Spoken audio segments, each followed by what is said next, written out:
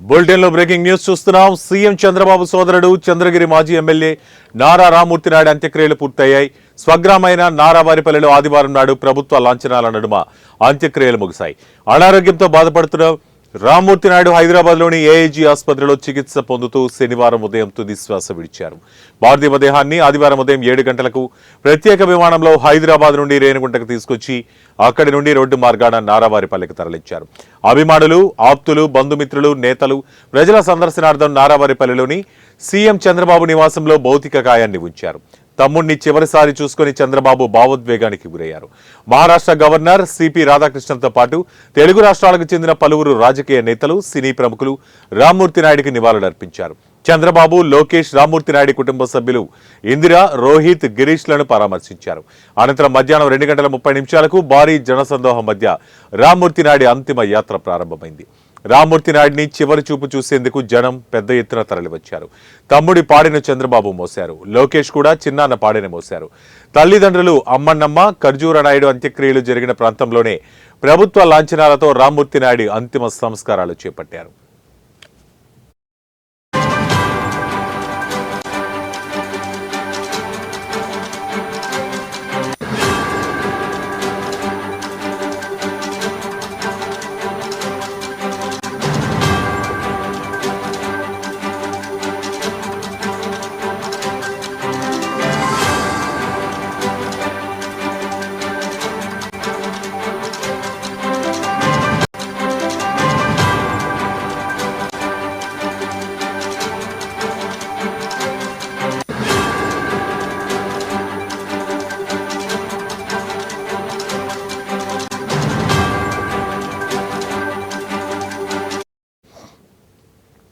Bulletin లో breaking news చూస్తున్నాం. CM Chandrababu సోదరుడు చంద్రగిరి మాజీ ఎమ్మెల్యే నారా రామ్మూర్తి నాయుడు అంత్యక్రియలు పూర్తయ్యాయి.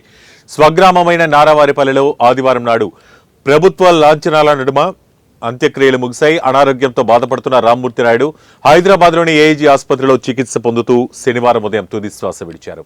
పార్థివ దేహాన్ని ఆదివారం ఉదయం 7 గంటలకు ప్రత్యేక విమానంలో హైదరాబాద్ నుండి రేణిగుంటకు తీసుకొచ్చి అక్కడి నుండి రోడ్డు మార్గాన నారావారిపల్లికి తరలించారు.